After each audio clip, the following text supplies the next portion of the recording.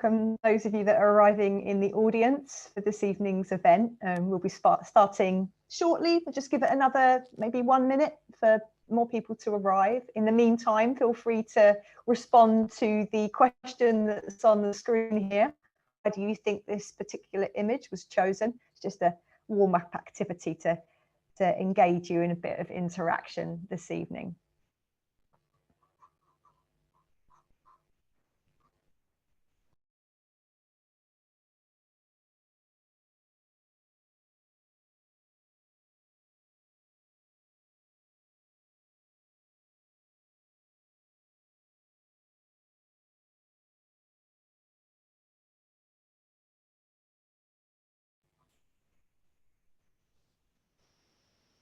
Okay, I think we'll make a start.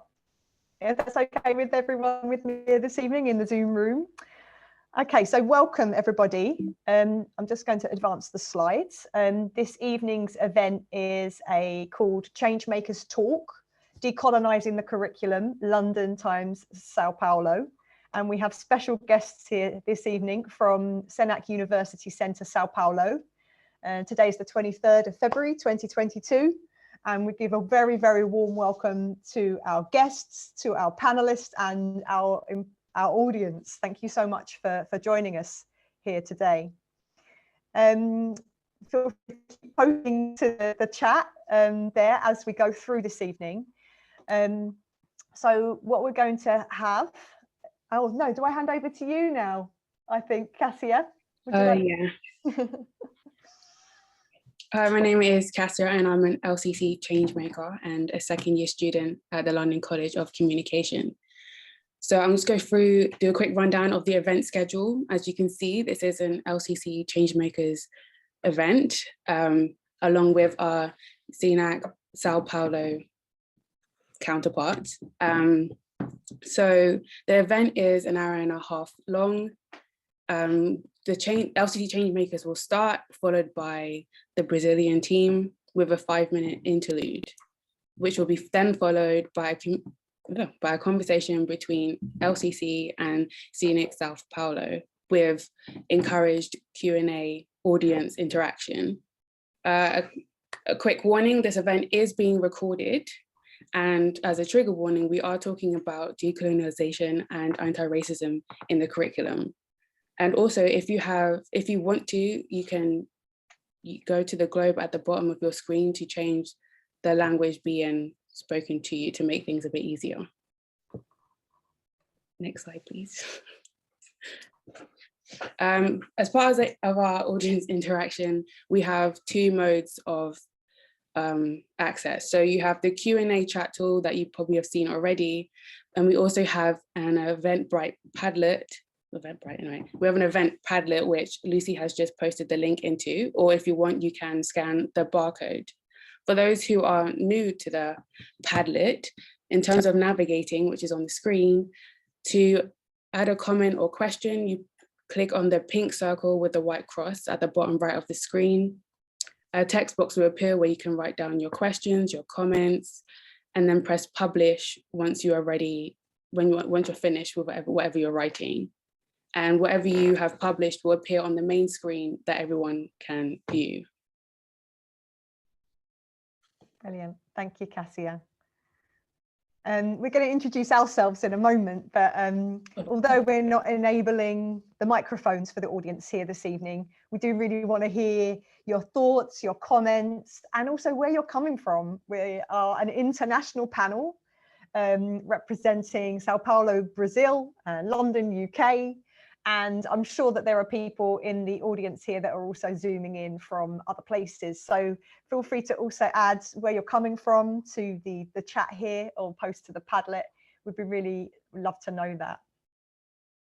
Portsmouth, hey, fantastic. Okay, so firstly to introduce the London crew, zooming in from London College of Communication, University of the Arts, London. Myself, I'm Lucy Panesar, and I'm a project manager at the London College of Communication, responsible for managing projects that are designed to support our students to progress and to attain. and to have the kind of best possible experience and outcomes in their time at the college. The Changemakers are a group of 9. We have 9 Changemakers working across the 9 academic programs of LCC. And you can see all of their names listed here on the screen.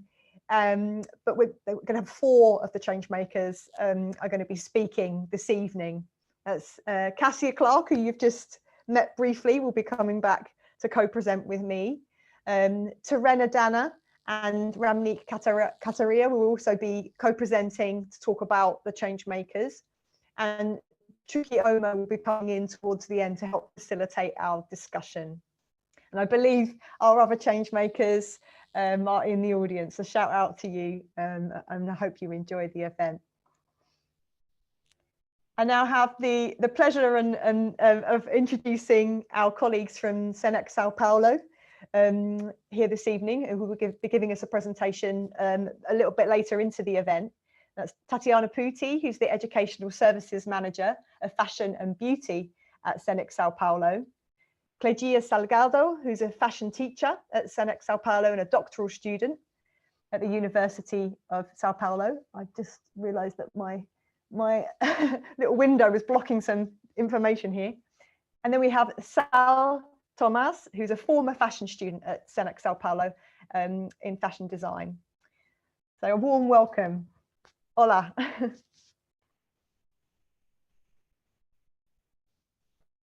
I think, Cassia, did you want to introduce this? Yeah, so we have thrown the word around changemaker around to you guys quite a bit. And out of curiosity, we were wondering whether you guys have your own definition of what change making is. And if you do, either make a comment in the Q&A box at the bottom or put it on our Padlet, please.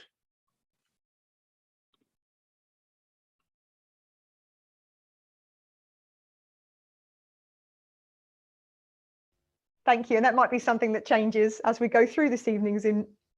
I think my concept of change making is going to change as we go through.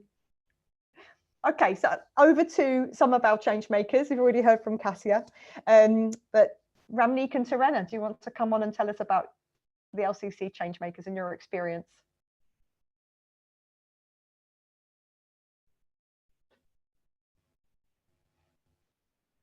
Ramneek or Terena? Yeah. Hi, everyone. I'm Ramneek Kataria, and I'm from India. I'm a BA Honours Film and TV student, and I'm in my year 2. It is safe to say that I've officially been a change maker for 6 months now. And I say officially because I feel all of us, including me, we've been change makers all our lives, even if it's making the slightest of change, because I feel there's no big or no small change. It means different things to different people. For me, a big change in school meant creating more awareness about menstruation, as it's often considered a taboo in India. But now with my role, it means making our curriculum more decolonized and inclusive for people coming from different races, communities, or religious groups. One thing I reflect on is after I got this role, people started taking me more seriously as a person who can make changes, which I initially felt sad about because you don't need to have a title to be heard. It's something ingrained in us, and everyone has the right to make this world a better place with the small steps they take. Lucy, next slide. Okay, so initially we started our changemakers. Oh, that's Terena. That's Terena's slide. Hi, I'm Terena Danner. Apologies for the technical difficulties with my camera, but hopefully I can provide some insight into my experience and observations as a change maker. So I am currently a second-year student in public relations, and I'm a change maker for the communications and media department. So on the slide, as you can see, there's a graph with the analysis of data on UK domiciled students from the Higher Education Statistics Agency. So this shows that in 2012 to 2013, Black and Asian students were underrepresented in the Russell Group of 24 leading UK universities when compared to the average ethnicity for 15 to 29-year-olds from 2011 census for England and Wales. Out of the 400,000 students at Russell Group universities, 81% were white, 3% were Black, and 10% were Asian. This compares to national youth averages of 80% white, 4% Black, and 11% Asian. More specifically, within the London UK demographic, where according to BBC News Education, almost 3/4 of university students from London will be from ethnic minorities by the end of the next decade, forecasting hyperdiversity by 2030. As changemakers, we understand that in the world's increasingly globalized environment, hyperdiversity will have a major impact on the design, media, and communications industry, particularly in representation and awareness to the lives of ethnic minority students in the UK. Therefore, addressing some of the issues faced in establishing inequalities is paramount for the future success of students further afield and to be equipped with the historical context when entering the working world. Next. Okay, so coming back to reflection now. So reflecting on my role on being a change maker, initially when we started our change makers training, I learned a lot about decolonizing the curriculum and what it means and how it's done. It's not a day's or a month's job. It takes a considerable amount of time to bring out any change and to reflect on it as well. That's the one thing I learned. For instance, my course was reapproved last year. I'm studying film and TV. Reapproval is something our courses go through every 4 years. Our job is to work in partnership with courses teams to ensure that decolonial and anti-racist curricula and teaching practice are embedded through processes like reapproval. As part of the reapproval process, we liaise with student reps, the student union, and directly with students as needed to help ensure that the process is informed by students. And once the official reapproval process is complete, it's important to see a reapproved course's implications and the course team and student response to this, and to make sure we are being consistent with reflections and feedback from course leaders and especially students. So again, when I started my role as a change maker during our initial training, I got a lot of insights into what change meant. And we were introduced to listening rooms. Listening rooms are a method we learned about from the Sheffield Hallam University, and changemakers are using this method to ensure the student experience is heard and understood. I recently took part in a listening room and was prompted to choose an image that defines decolonization for me. And I chose the picture that's on the slide, and this is what I thought decolonization meant to me. For me, it means independence from colonizers, a process through which colonies become independent. This image I chose shows individuals protesting and uniting against colonizers for them to leave the state independent. For instance, I'm from India, and India was colonized by the British from 1858 until its independence in 1947. But again, this image is also through a lens and from a perspective, as pictures can be deceiving, and they might mean different things to different people.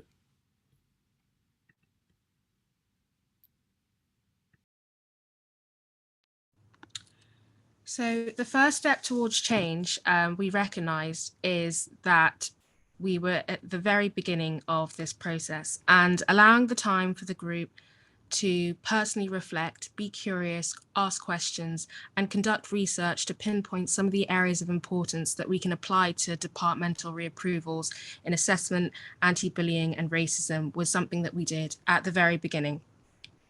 We have been fortunate enough to receive guest speakers such as Zay Sukabil, one that really stood out to me as a Black British African student of Sierra Leonean descent. Zay presented us with The Danger of the Single Story TED Talk by Chimamanda Ngozi, which illuminated the idea of post-colonialist texts, promoting a one-angled perspective or narrative on fictional storybooks and the non-representative approach of literature. The concept of readdressing these cultural barriers and encouraging marginalized voices to tell their own story through literature proved a powerful message to me, and I'm sure for other changemakers. We also engaged with a lecture by Gurnam Singh in Reimagining Assessment from an Anti-Colonial Lens. It was a provocation lecture, who have given insight into the concept of intelligence devised to benefit a certain group of white middle-upper class cohorts and standards. Colonialism and humanizing pedagogy, all perspectives that we can use as a reference point and develop on in our changemaker activities to deconstruct these previously held values and beliefs within the curriculum. As Ramneek mentioned, participating in consistently placed surveys, listening rooms, and forums to add feedback to our experiences and observations have been an effective and authentic way to measure the progress of our work and to feel heard as students or former students of UAL LCC.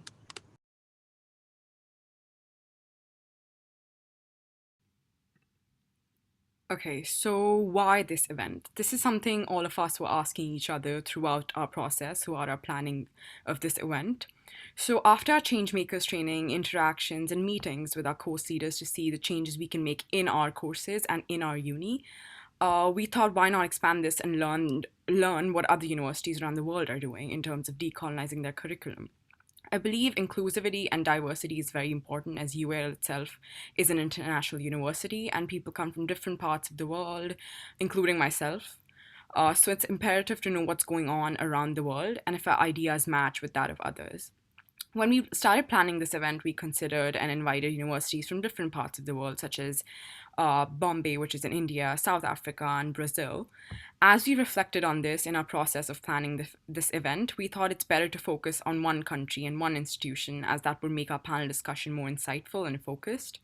So rather than having a discussion with 3 institutions at once, we thought it would be better to have an in-depth insight into one of the institutions from one of the countries on our list. So we reached out to São Paulo Senac University and got a great response. To know about decolonizing the curriculum from a totally different perspective outside our institution and the country we're studying in was something that kept us engaged throughout and led us to today's event.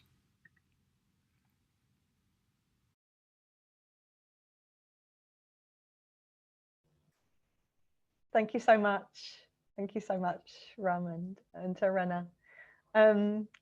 Yes, as you could hear there's so many things that we've already learned in our process, and the group has reflected on there about what it means to make change, and in particular what it means to make change around issues of racism and our colonial histories, and how that kind of affects education within an international but British context. So as Ramneek's just said there, we're really keen to learn about what's the same or what's different in another context across an ocean with a different colonial history. So yeah, really excited to welcome our guests this afternoon, and I think I'll hand over. I'll stop sharing my screen now so that Tatiana and Kledir and Sal can start presenting.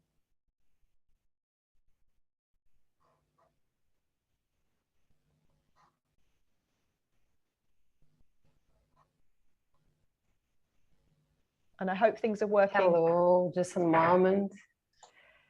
That's fine. I just wanted to remind the audience about the live translation that's happening here this evening. We're using this for the first time. It's quite exciting, but we're aware that it might not work for everybody. If you go to your toolbar at the bottom of the Zoom window, you should see a tool that says translation with a little globe. So we said this at the start, but for those of you that might have just arrived, click on that and it will enable you to either hear this in English or in Portuguese. Please let us know in the chat if that's not working for you so that we can advise. Okay. Thank you. Hello, everyone. Thank you for your presence. I'm Tatiana Putti. I want to thank you for this opportunity to talk about this important topic for society and the global fashion sector. I will introduce myself. I'm the manager of fashion at Senac São Paulo. So I'm responsible to develop educational services and products to meet the needs of the fashion market, which demands many researches on behavior and market trends. So my expertise is on consumer behavior and creative process with degrees from London College, Central St. Martin, and Slodge Paris. And I'm sorry, I'm very happy to share my experience here with you about anti-racial and decolonial fashion. These subjects are part from my life, personal and professional life, even though I'm a white woman. So I like to ask you permission to talk about this from my listening place where I learn constantly. and from a place too, from someone who seeks to contribute and to be part of this process of transformation, really important for to the world and to the fashion market. Like a woman, mother, educator, and manager, I understand that it's my responsibility to be part of this process. And now, finally, I would like to introduce Kledir Salgado. He's a fashion designer and professor of bachelor's degree in fashion design. Kledir, hello, thank you. Olá, boa tarde a todos. Hello, good afternoon to everyone. My name is Kledir Salgado. I am fashion designer, teacher, educator, activist, and fashion designer. And I am here to share with you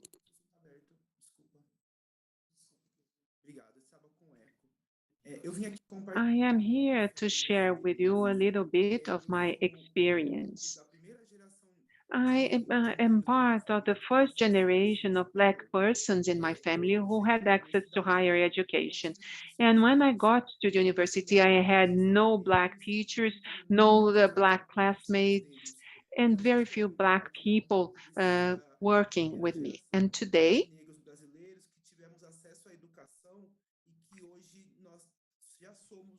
I have a group of many Brazilian Black persons who have had access to education. And as we did not have the Changemaker space, we had to experience Changemaker and do together and seek our spaces and voices. And once I became a fashion designer and a teacher, this wish that I had of being a Changemaker in a space where there were a few others like me was part of my educational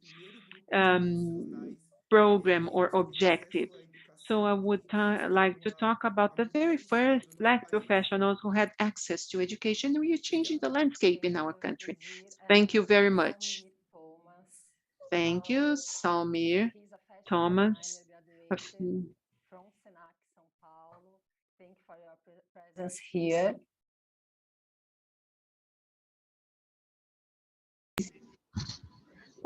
Boa tarde, todo mundo. Meu nome é Salmir. Good afternoon, everyone. My name is Salmir. I have just graduated from Senac São Paulo. I am already a fashion designer at the Fernando Yamamoto brand. And I agree with Kledir. Kledir opened doors. And once I got to university and I have a Black teacher and I look in my department, in my organization, I feel that there is representativity. And it's very nice I have very interesting things to share with you from my standpoint as a student.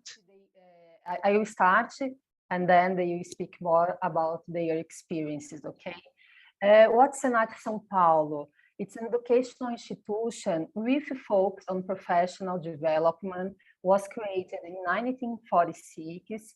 And to give you an idea of the size of Senac São Paulo, in 2019, we reached over 4,000 students enrolled in 1,700 courses, along with the 62 units in the state of São Paulo, in different areas, such as business, communication, arts, design, gastronomy, technology, and of course, fashion and beauty. And in the fashion area, we started working in 1964 with objective of preparing professionals to meet the demands of the job market with creativity, entrepreneurship, ethics, and social responsibility. We have a large portfolio with over 100 courses composed by short, technical, undergraduate, and graduate. And in the same year, just in the fashion area, we had 20,000 students enrolled in different areas of fashion, such as pattern making, business, communication, and fashion design. So about the values, and attitudes. All fashion courses are based on pedagogical documents which guide the teachers on the skills, knowledges, attitudes, and values that need to be worked in the classroom to reach the competence proposed. So, through these attitudes and values, we work and we seek to promote equity, diversity, and sustainability necessary to form the professional that are reinforced by a Brazilian federal law that requires the teaching Afro-Brazilian and indigenous history and culture. So everything mentioned here is put into practice using our educational way of teaching that consists of encourage students to build their creative identity and connect them to their roots and purposes.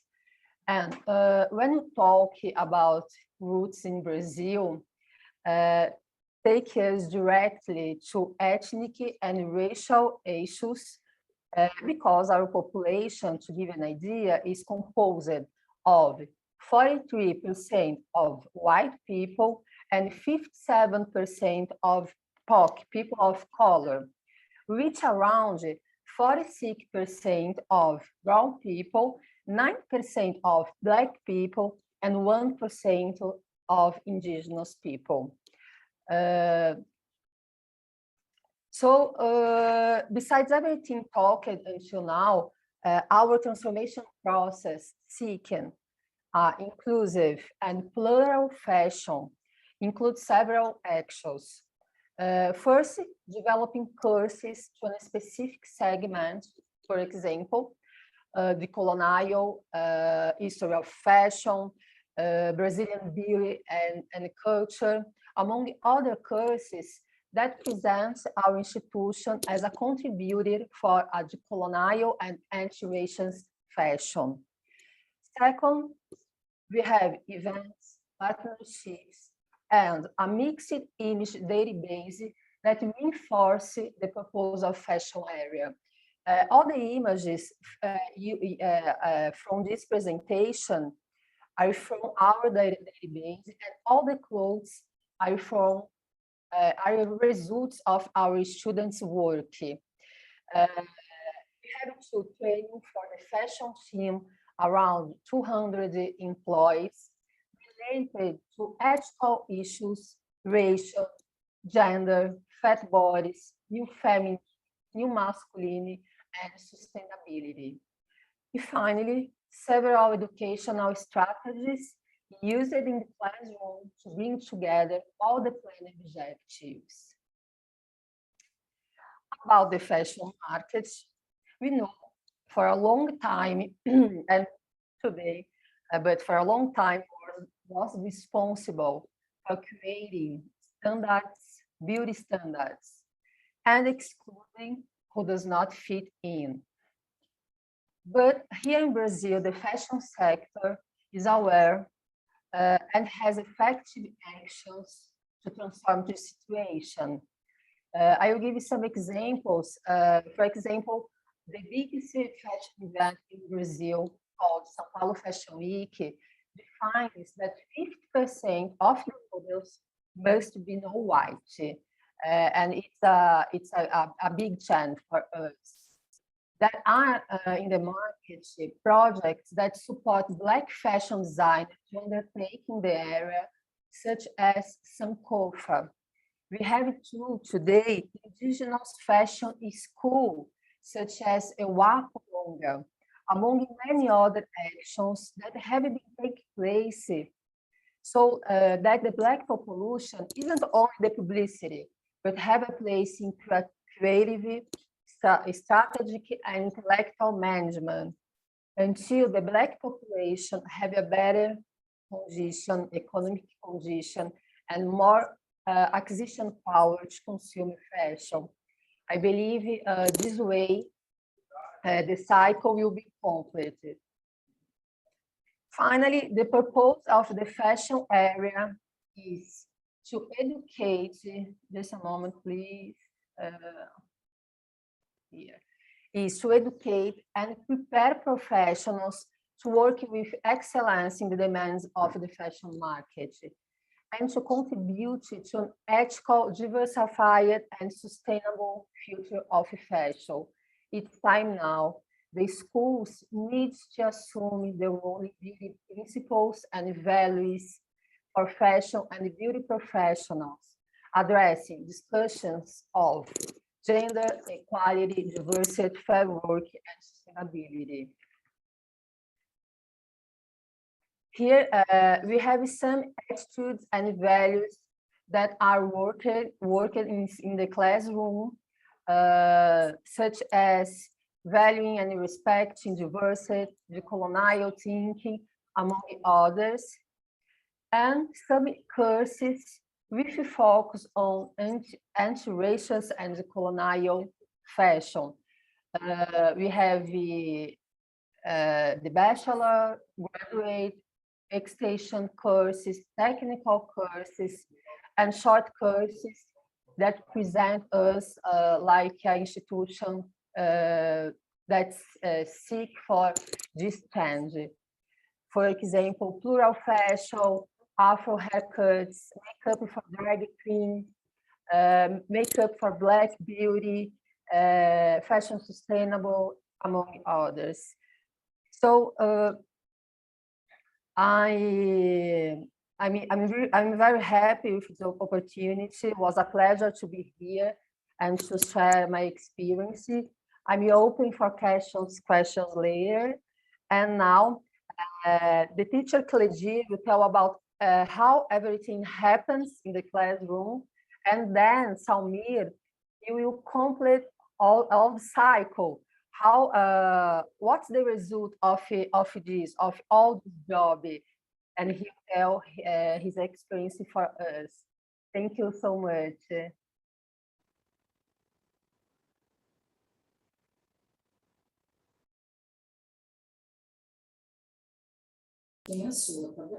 Boa tarde a todos. Vou compartilhar a minha apresentação.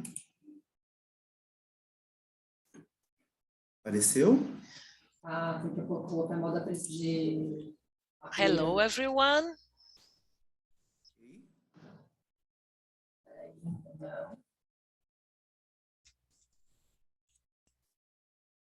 Ainda não? Faz assim. Can you all see my screen now? Aí você compartilha já com a tela aberta. Vai lá no PowerPoint e abre. Yes. Yes, he's just trying to set the full screen mode for his presentation sharing. Não entrou? How about now? No, not yet.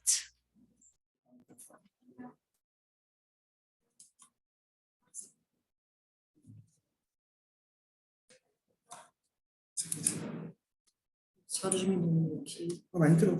Entrou? Não. Yes, yes.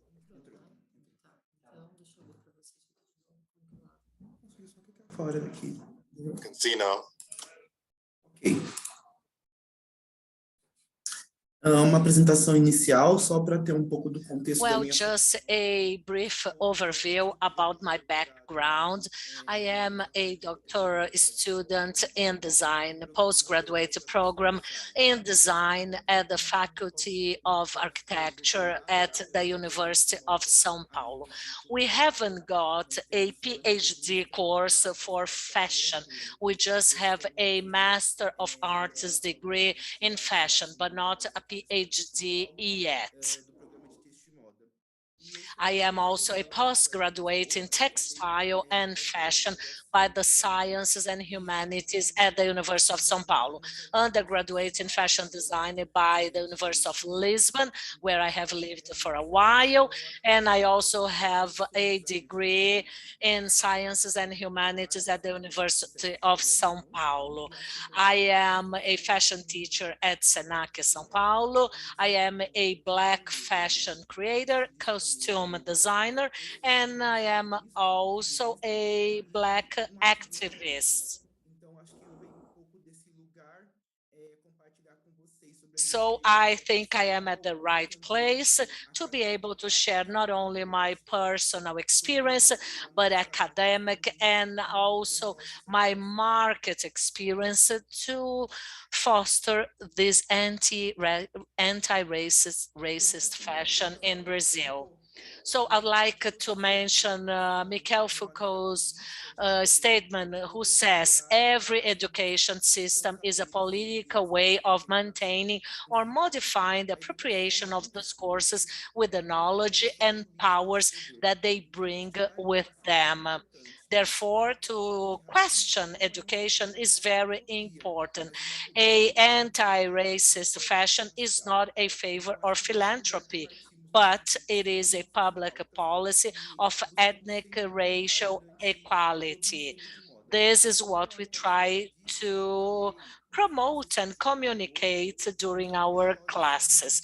There is a law which is mandatory, the teaching of Afro-Brazilian and African history and culture in all public and private schools from elementary to high school. But that is not quite the case. It does not take place, unfortunately. Our fashion design course has got 3 pillars where students, they may choose what they would like to follow in addition to the basic structure. They may choose creation, communication, or construction. And I will set my presentation based on these 3 tracks to illustrate my talk. From a fashion communication standpoint, our students, they set a discussion about real bodies and ethnic diversity, not only in Brazil, but internationally. But what is the ethnicity in Brazil? We are a population made of indigenous people, brown, black, and white people. So we have to question and ask our students about these different standards. There is also a search for the coherence and lack of coherence about those real bodies. At what extent are they available at the fashion discussion? Are they being listened or are they in silence? We have to understand the absences of a certain image of a plural real body will take place in a certain situation. There is also a search for aesthetic displacement. In the outskirts, in the surroundings of the large cities where the main diversity will take place. So we foster our students to understand the real bodies from the suburbs in relation to the central areas.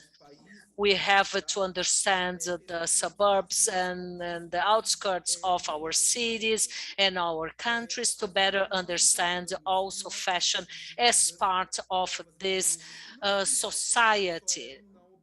New lifestyles, beauty, biotypes, physical and psychological characteristics of a new body which becomes a main character for fashion. How about just a young, slim character from the southern regions areas of Brazil would be questioned?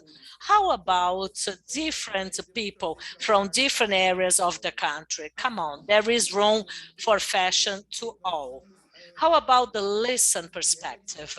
We have to consider those insiders such as Donna Haraway, who talks about a place to hear and a place to talk, and also Djalma Ribeiro, who is a Brazilian lady who also follows and shares the same theory as Donna Haraway, and she emphasizes the standpoint theory. At what extent can we collaborate to set a place where people can be heard and can also speak out?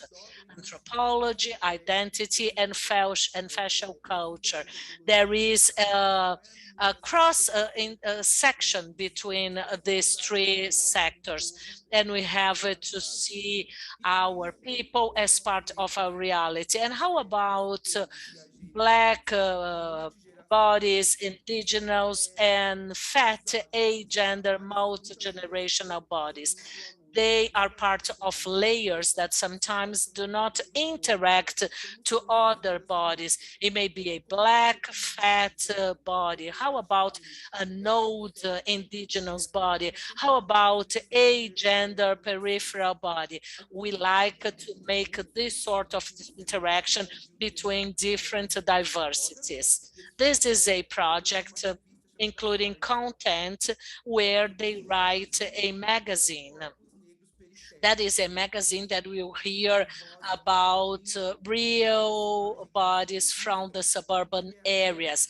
They interview a gender character that can be a man, a girl, a fluid person who identifies him or herself as being they, someone who identifies themselves as being partially female, partially male, and they buy their clothing from second-hand shops as they cannot afford buying their outlooks from a brand stores. So we try to understand the suburban and outskirts fashion, which is encompassed by the anti-racist approach. This is a character who says that their clothing are bought from a second-hand shop, and he insists on saying that sometimes he cannot fit his body to a certain type of clothing, and he wants to adjust him or herself as a peripheral person that sees that as a factorial aspect. Students that choose for construction, they have to rescue their ancestral knowledge of clothing construction. We have many students at Senac São Paulo who come from immigrant families, and they learn how to dye different textiles. They go after their ancestrality, and they include that as part of their projects. Textile chain. Where is the Black body in the textile chain? Is that part of economic textile chain? We cannot just be models or just sewing people. We have to be part of the whole chain. There is also a study trying to understand the Brazilian body. How about the Brazilian body as part of the Brazilian population? Do we have curves? Are our curves different from other population? In the past São Paulo Fashion Week, we had one day totally devoted for Black and indigenous fashion creators and their narratives. And for the first time, some groups from the shanty towns, from the suburban areas, they were invited to come and participate at a fashion week. We also question that Brazilian Black indigenous body, anti-racist Brazilian body silhouette. How about clothing finishes? What would be interest in including as part of the clothing finishes? How about ergonomics? How about design elements to really create a multicultural, anti-racist fashion? We have the refugees in Brazil coming from different areas. We have people from Bolivia, we have people from Nicaragua, we have people from Haiti. So we have also to include those refugees. And last but not least important, creation. And a number of questions come with that. First, we have to look at we ask our students to look at their ancestrality and to write down a book to think about anti-racist fashion and a new design fashion. We want to understand what is regional, what is local, and to have a decolonial look, touch at each aesthetic event. Our ancestrality has been deleted, has been raised, as we do not see that in any documentary, in any narrative. So we have to have that story told by the minorities. Students' life story as a key player in the creative process. That is not just an under or subjective factor, but rather a key role to be played as part of the creative process. Regional research, that is key. Brazil is a country of large dimensions. Therefore, we have lots of novelties, different techniques that are found all over the country. So themes of inspirations, materials, shapes, colors, textures, construction techniques, they have to be taken from a regional perspective. A new player for the standard fashion body. We had a black fashion as being an African fashion, but not quite. We have a black fashion that can be made by black or indigenous people. We should have tech wear, we have custom wear, beach wear, fitness wear, regardless, as long as the creative process would be done by a black, indigenous, brown person. Here we have a student, Andrelli Barbara. She's a fashion business designer, and she applied a batik, that is an African technique which applies candle and dye color to turn her fashion into a business fashion. That was not an instant fashion, as her products would be a bit more expensive. And from African techniques, she would apply that same African technique to her creation, and she would sell that for a higher price to a more sophisticated high-end consumers. Marcos Ferreira, he is another student, and he developed black tech wear. First black people who came to Brazil, despite being African population, they had lots of technology, and he applied such a technology, rescue it, and designed a new way to create fashion, thanks to a number of sophisticated technological texture, new textile. He designed this futuristic type of fashion. And last, I would like to hand over to our student, Salmir Tomaz, who is also a Brazilian black fashion, who can also share some other perspectives from a black fashion designer approach. Thank you. I think that everything that happens on the backstage is reflected in my end of course paper. And so everything that Tatiana and Kledir said are here. So in my end of course, I talked about Bispo do Rosário, an artist that was on the margins of society. In the 60s, he was regarded crazy. He's locked up in a hospice.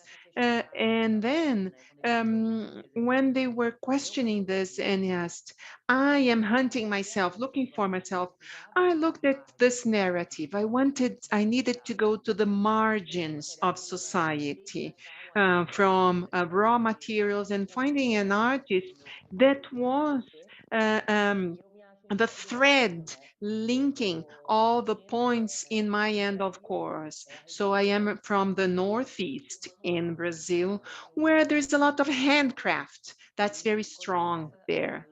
Very prevalent. And when I started reading about Bispo do Rosario, I read about psychoanalysis too. And with this narrative, I hunting myself, I felt the reflexes. So my end of course is very textile. I mentioned the handcraft techniques of weaving, everything from my childhood, everything on my unconscious. And when I saw my work ready, I said, this is it. My looking for myself, hunting myself. Um, I remember many activities were handcraft and the manual, doing something with the presence of hands.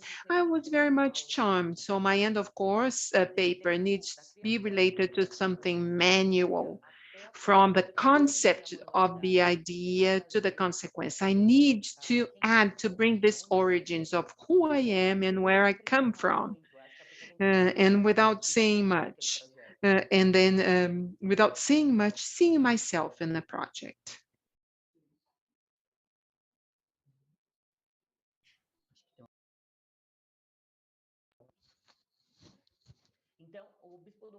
So Bispo do Rosario, he made a series of works, all the leftovers from society, all the waste, everything at the margin, and he gives it a new look. He turns it into art, assigning new meaning. He also brings the regional aspect from Brazilian Northeast, and we have this joint, or this is something in common with us, and everything that is a waste to society, he gives a new gaze, a new look. And then we start wondering, with this new gaze that already brings the roots of sustainability.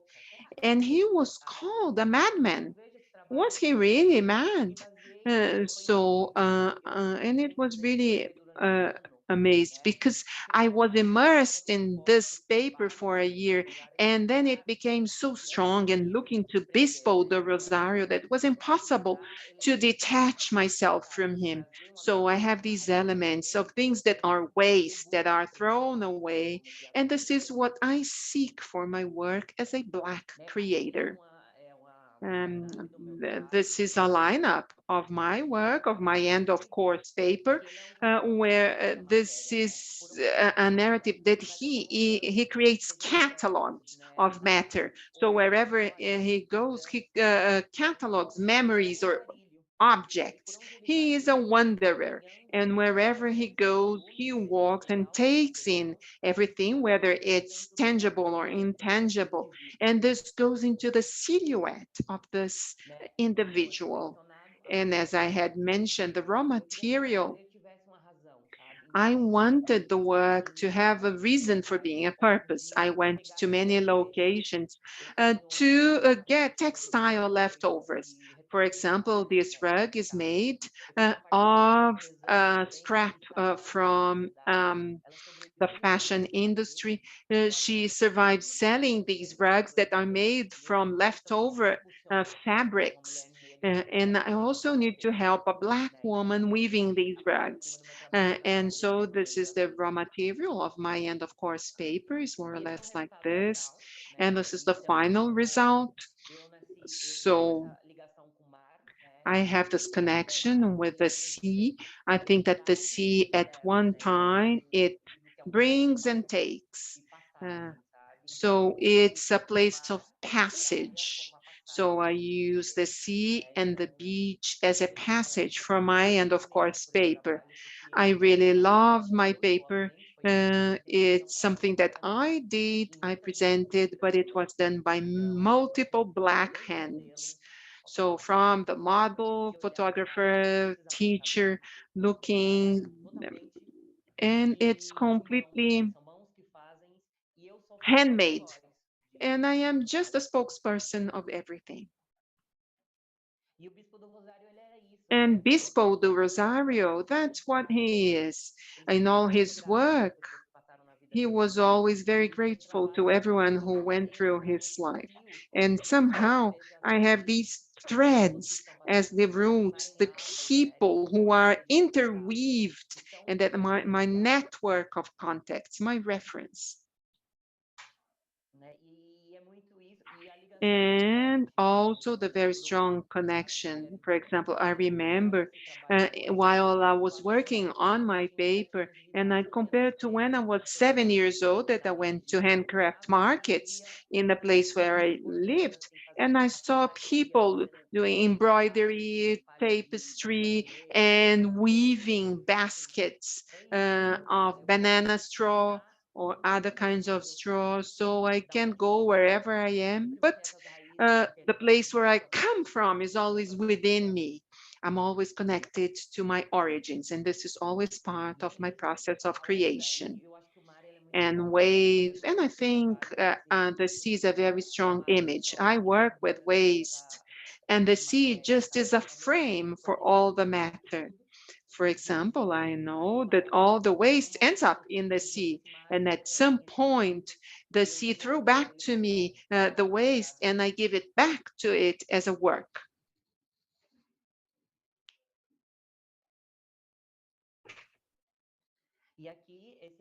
And here, this is the last look of my collection, and I started stamping, which is something that is typical of my homeland.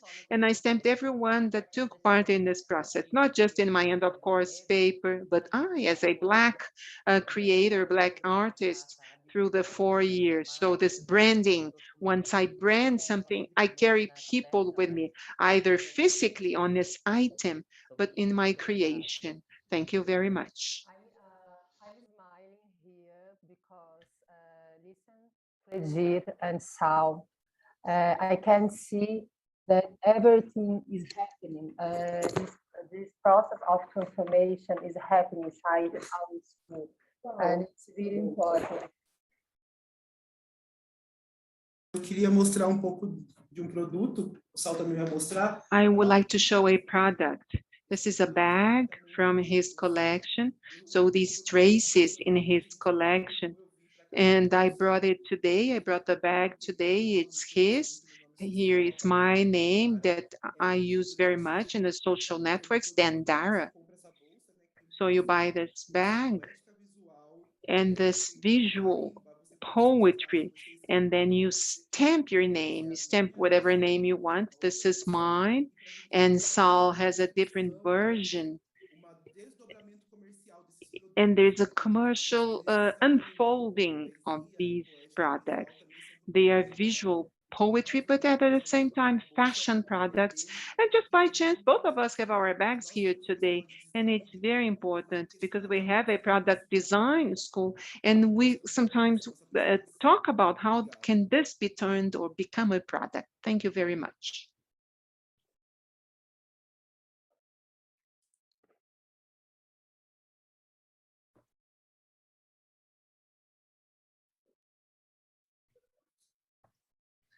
I don't know if we have more time.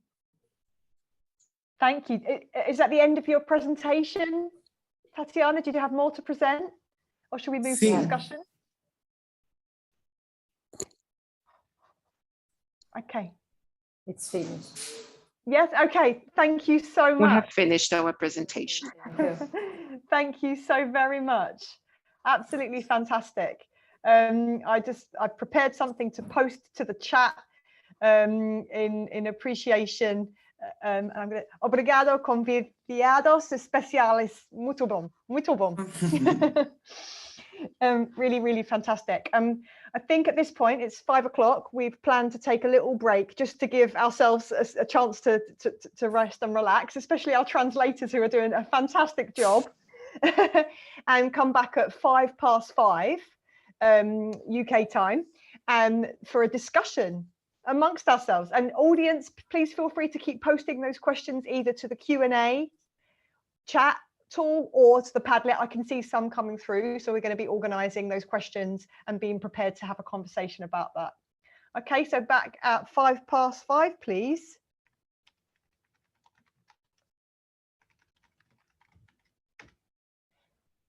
Thank you. I'll just show that on a slide for the audience, and I'll re-show the QR code in case you want to post anything to the Padlet.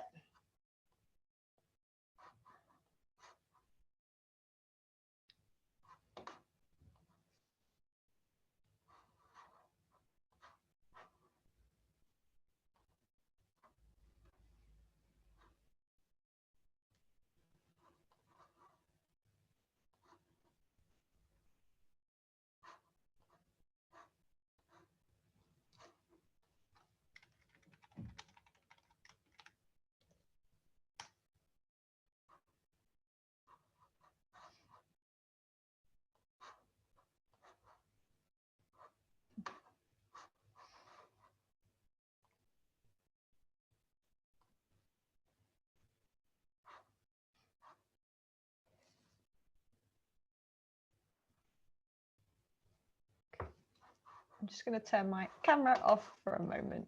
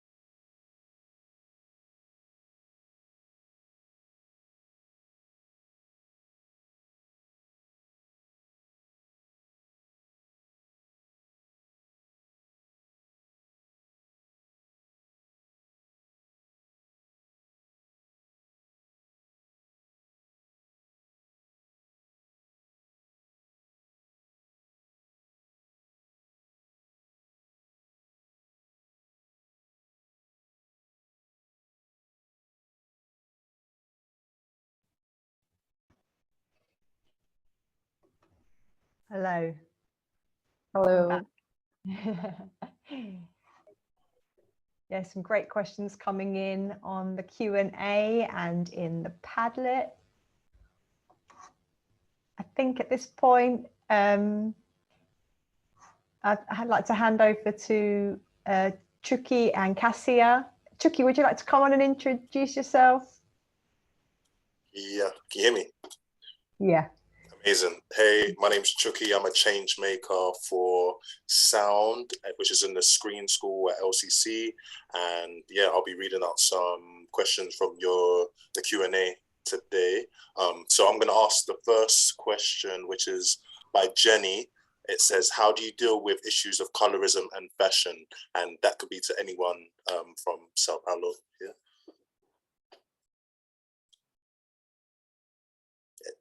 Who would like to answer?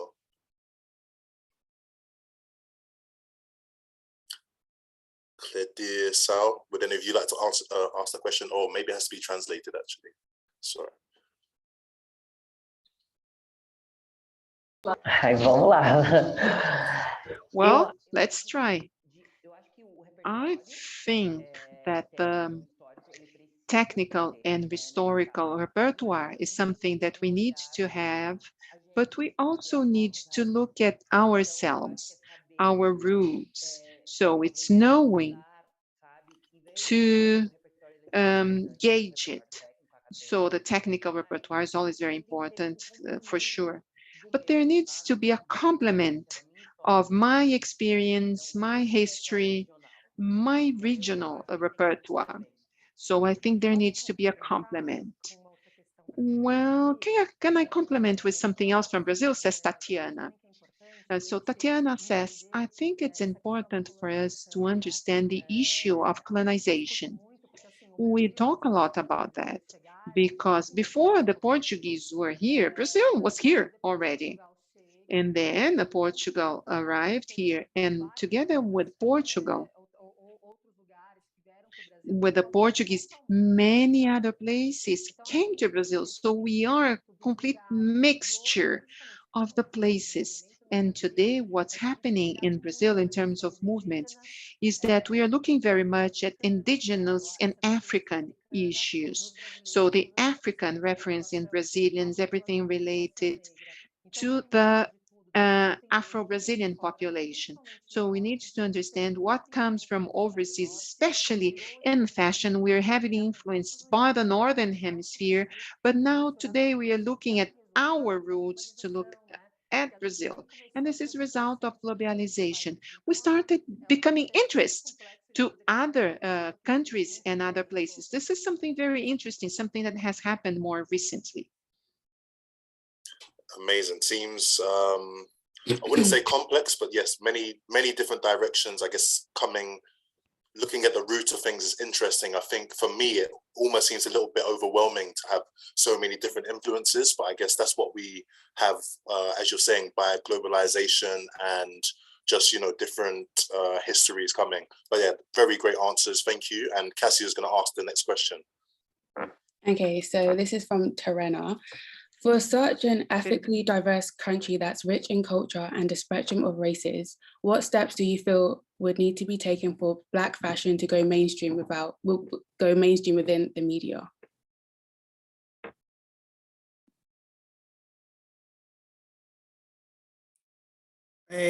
Posso falar pouco sobre isso, porque nós temos I can talk a little bit about this because we have a collective called VAMO. It's the Brazilian Afro fashion vector. And we have Black intellectuals or scholars. We have fashion designers and others.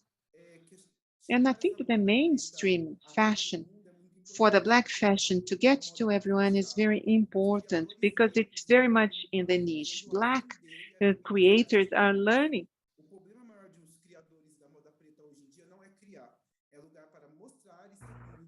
How to sell products. Their difficulty is to find a place to show, to sell, and to know how to sell. They have no background in design, fashion, or business. and those who have, they cannot articulate that yet.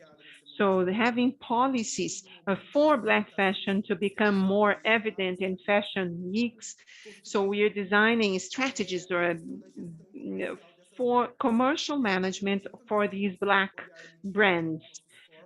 Because if the media looks at our bodies and if we don't have economic power to buy, so asking governments to work hard on public policies and to invest in policies for this group. Being on the cover of a magazine is not just that, but making this Black fashion become a good business for everyone with affordable prices for the Black population.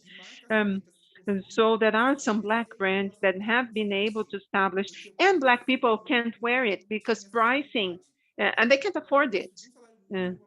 So it's like one item will cost a minimum wage in Brazil.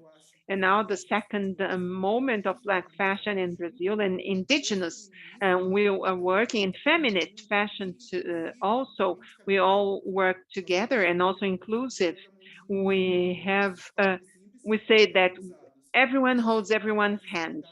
And so we want to have accessibility to the mainstream. The people who are inspiration for these products can afford buying them.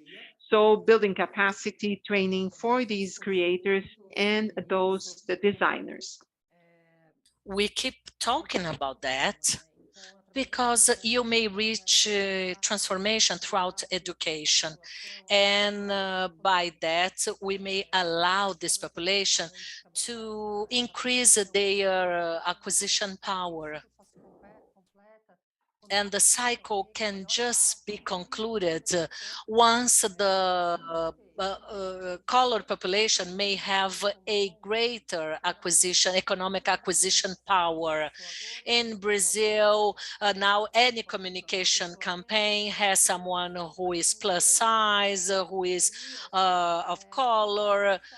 Well, if we include the minorities, I mean, come on, this is just an aesthetic talk, aesthetic discussion, but that's not quite what we are after. We'd like to see this group of people in strategic positions. And after all, after this whole cycle, it's not enough to have just a small share of people in the backstage. No, we want to see these people to consume fashion of quality, design fashion. We know that there are different sorts of markets, but we would like to allow them not just to have access to clothing to cover their body, not quite that only, but we want them to be able to acquire and to buy clothing that they feel like wearing. That's not just a way to cover themselves. And there are a number of actions that have been conducted to reach such a goal. You have heard a number of cases of success here in Brazil, but we still have a lot to do at different Brazilian states. Here we are talking about São Paulo. São Paulo is the largest Brazilian metropole. If you go to the northern or northeast regions of Brazil, the situation over there is much, much worse because their economic power there is much lower and they haven't got the same sort of access to fashion and to other things as we do have down here in São Paulo. Thank you for those answers. I'll say another thing as well is that sometimes I feel that diversity is used as marketing sometimes. Just representation being there may just be used as making sure that a wide range of people purchase products, which I don't completely agree with, but I see like sometimes representation is the first step, but then need to build from there. So I really loved your answers. Thank you. And the next question is specifically for Tatiana. It says, how does the Brazilian government distinguish between what constitutes a Black or brown person as part of its census?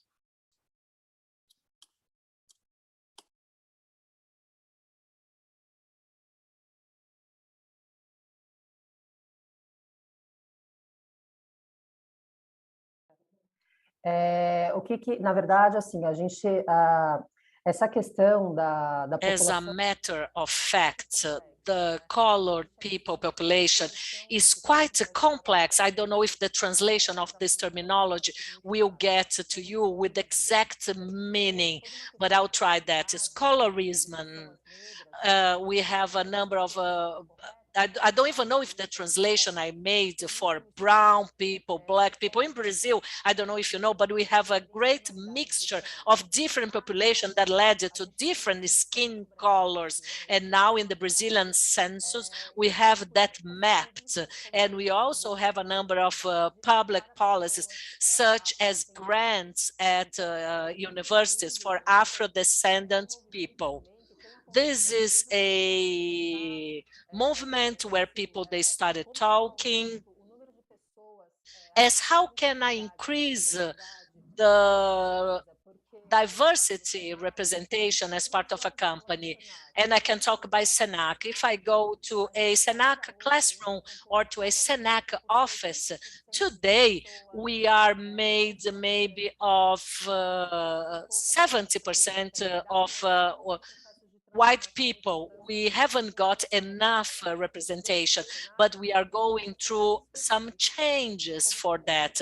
And within Senac, we have some specific policies, such as those who migrate from the public school, and that is a result of those who have such a economic power to change from a public school to a private school as they were granted with a scholarship. I don't know if Kledir would like to add anything to my answer.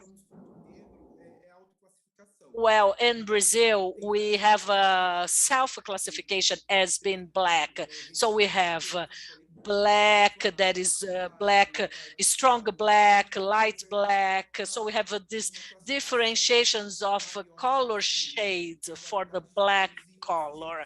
So there is a certain range of color variety, and this terminology, which in Portuguese is colorismo, and I guess that in English would be colorism.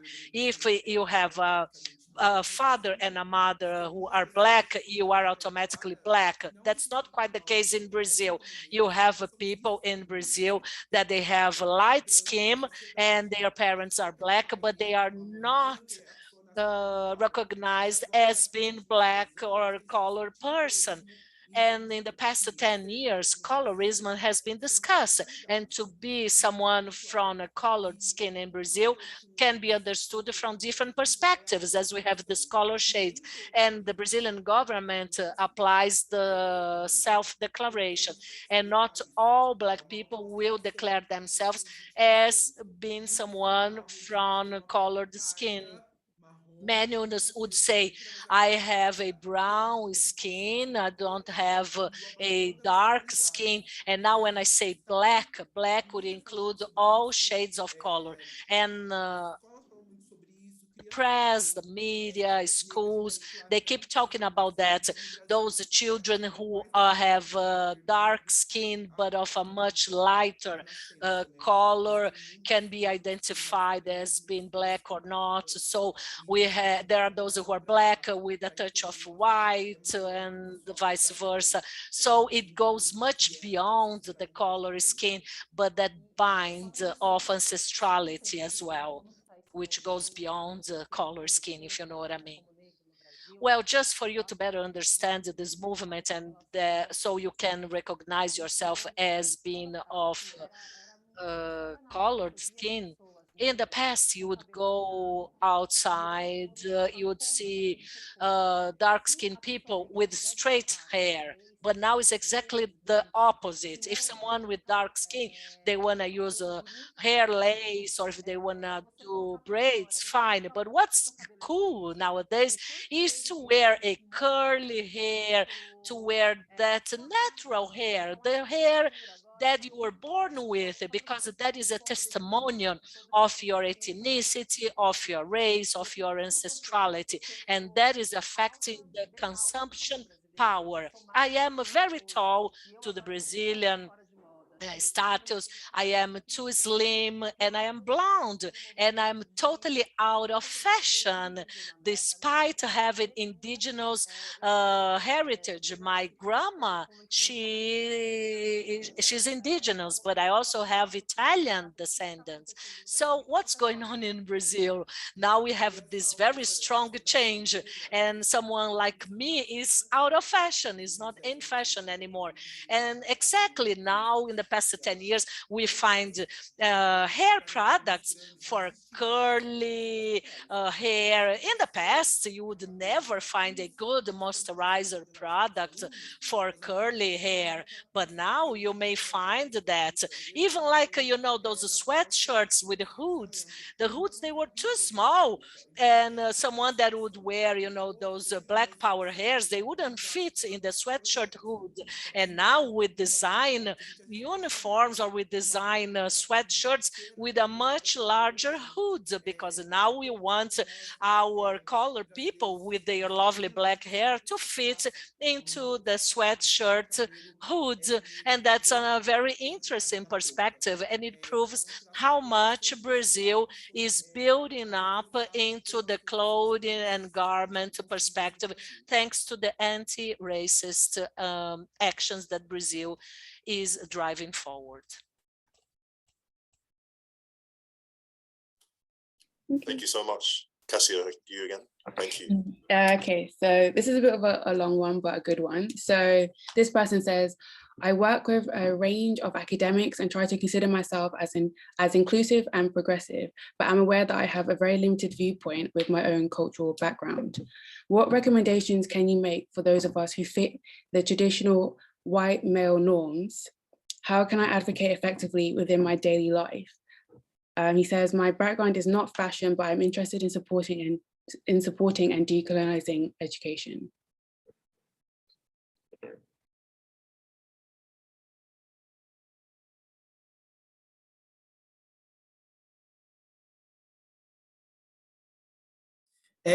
Acredito que uma questão importante que nós discutimos muito numa recomendação é esse lugar de escuta. A piece of recommendation would be a place to be heard.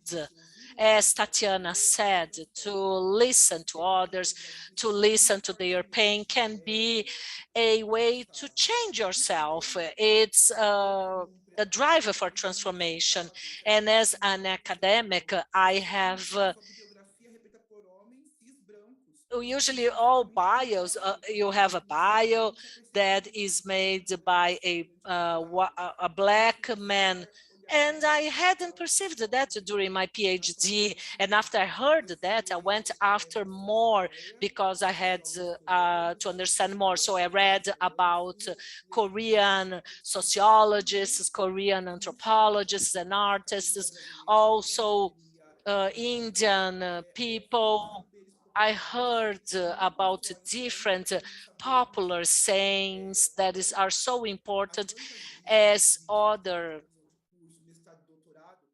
routine sayings. So PhD courses in Brazil, they could invite maybe a handcrafter to talk about their art, or maybe to invite a painter that will talk about his or her art about that specific region. Or I also may invite someone who is a good cooker, and then we'll be able to share about different regionalities and to open to a new insight different from the one that the academy has not opened before. And by doing that, we'll be able to build up knowledge. So that statement by Hanway, that a place to say and to be heard, is a way to learn more and to understand the plurality. And I started by listening to women, and not just listening about feminism, but also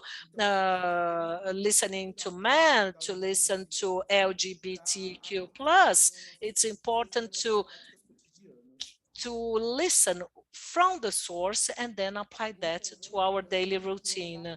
And also to understand that the place where you're here, you're just there to learn how to listen. No, you are there to speak, to listen, and later on to change your behavior, because racism is somewhat embedded as part of our culture, our habits, and it's high time to be changed.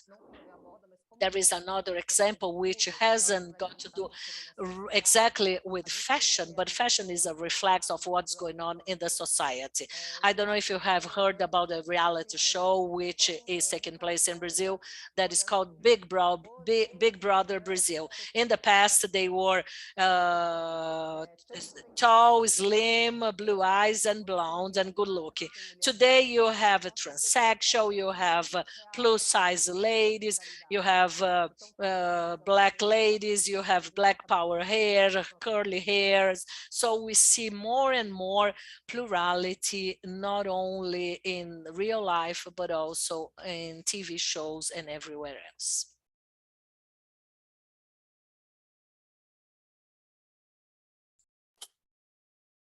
Okay. Hey, oh. Sorry, I was just going to say, I'm posting away and I'm like, oh, maybe I should just come in. I don't know. What do you think of what I've just suggested there as a way of bringing it back in our private chat? Yeah, I was thinking we've only got a few minutes until we need to close. And this has just been absolutely fantastic to hear so much about your context in Sao Paulo and in the context of Brazil, contemporary Brazil, historical Brazil, colonialism. I feel there's so many similarities, so many commonalities in what we are trying to do, what is our common endeavor. Also, though, some differences. And I don't know if anyone else of the other Changemakers London contingent want to also comment on this, but something I wanted to sort of point to was a point that you made earlier in the presentation about some things being mandatory that educators in Brazil are supposed to do in teaching Black and African history, but they don't all do it. And I thought that was a really interesting thing to know about, because from my observations in the UK, it sometimes feels a bit opposite.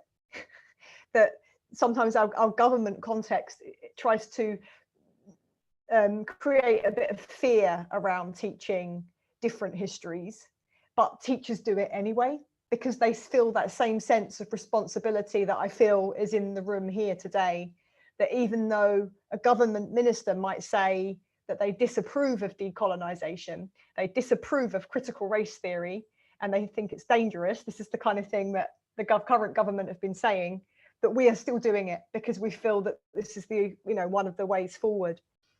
I just wanted to kind of share that comment as a kind of way of sort of bringing back a kind of comparison to our context, because I felt that was one thing that seemed a little bit different. I didn't know if, Cassia or Chuky, you had any other kind of comments you wanted to share, responses to what we've heard today.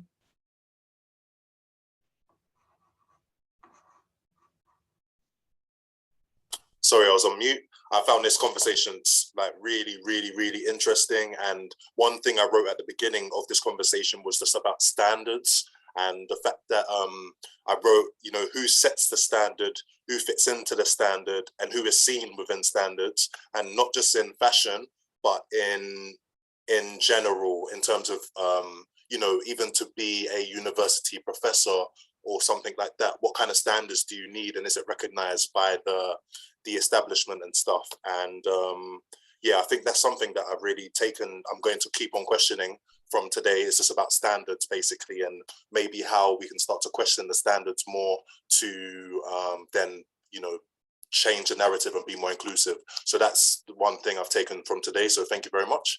And maybe Cassia also has something to say as well. I will say this really quickly.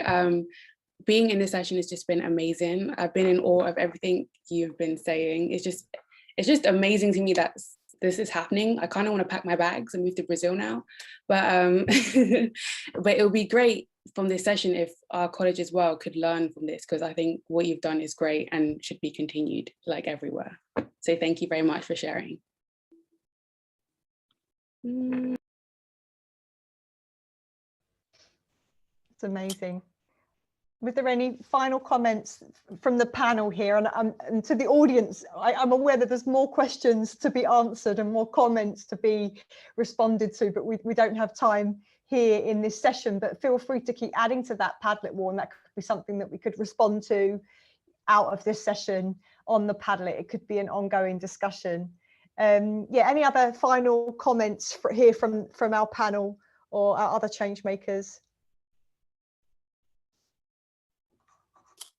Does Ramneek have a hand up? Was that from before? Ah, I don't know. Oh, yeah, I had a thing to say. I mean, I'm kind of answering a question, but I really found that like really interesting. The question someone asked, identity is a large part of the curriculum at your school. Are students more communicative and explorative because of this?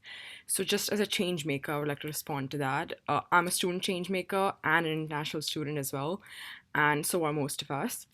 And I believe through I mean, whatever we've done until now, whatever we learned in our role, the changes we're making, we've encouraged more students in our course to communicate with us and come up with their problems.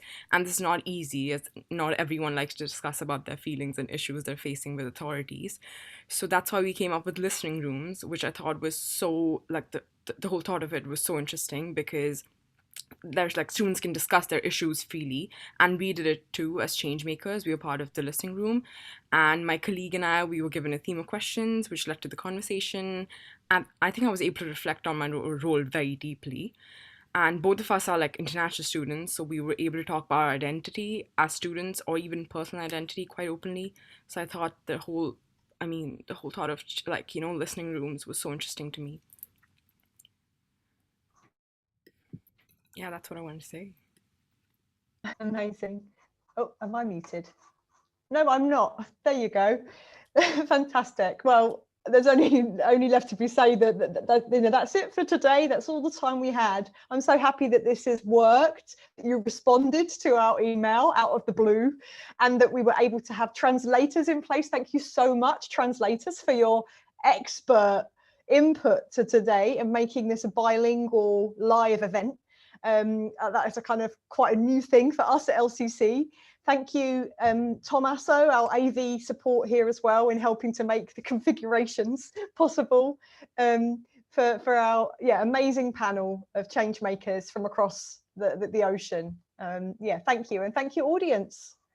Oh, Terena, did you have your hand up as well? Did you want to come in with the last word? Please do.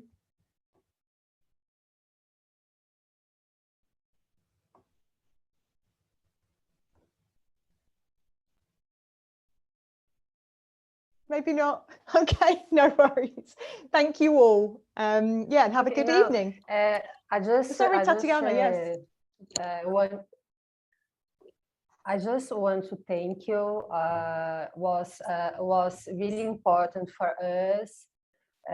This kind of exchange is really important, and if you want, you can do other. Yes, I did have my hand up. I was just going to say thank you so much for what's been a really illuminating session. Also for making me aware of your change information and improve our job. Thank you both. There was a slight clash there, but I'm kind of happy that that was the first time that happened in 90 minutes. I think there was just appreciation from both sides there. That's great. That's great. Yeah. Okay. I think we're gonna close there. Thank you all. Good night.